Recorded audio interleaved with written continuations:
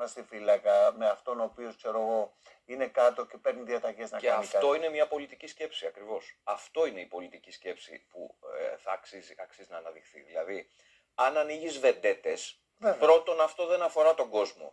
Να είσαι σκληρός και επικριτικός όταν υπάρχει κατάχρηση εξουσίας από οποιονδήποτε, Βέβαια. από οποιονδήποτε, μεμονωμένα. να είσαι. Να πούμε να παραδείγματος χάρη ο Κορκονέας. Ο Κορκονέας είναι φωνιάς. Εντάξει, Είναι τώρα, δολοφόνος. ας μην το πάμε Είναι προσωπικά. δολοφόνος, τελείωσε. Να Σκότωσε είσαι. ένα παιδάκι. ο Άλλο να Κορκονέας. είσαι. Όπως και να το κάνουμε. Άλλο να είσαι Μεμονωμένα. επικριτικός. Δεν είμαστε όλοι Κορκονέες όμως.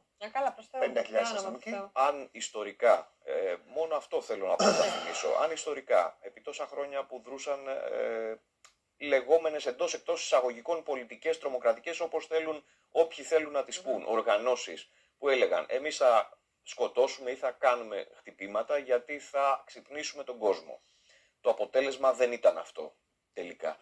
Οδήγησαν σε νόμους που είναι κατασταλτικοί για όλο τον κόσμο, όλο τον πολίτη. Και αντιδημοκρατική μερικές Αντιδημοκρατική φυσικά, Βεβαίως. δηλαδή άρα Είναι νόμοι αλήθηκε τον καταστολής. βούτυρο στην εξουσία την οποία πολεμούσαν για ακόμα χειρότερα μέτρα. Βέβαια. Αν τώρα κάποιος θέλει να ανοίξει βεντέτα, αυτό δεν αφορά τον πολίτη. Τον πολίτη τον ενδιαφέρουν τα ζητούμενα της καθημερινότητας, το να υπάρχει αστυνόμευση, το να υπάρχει φάει. ασφάλεια κατά το δυνατό, να υπάρχουν κοινωνικές υπηρεσίες. Για αυτά δεν λύνονται. Αυτά δεν λύνονται με βεντέτες. Τέλος πάντων, η δική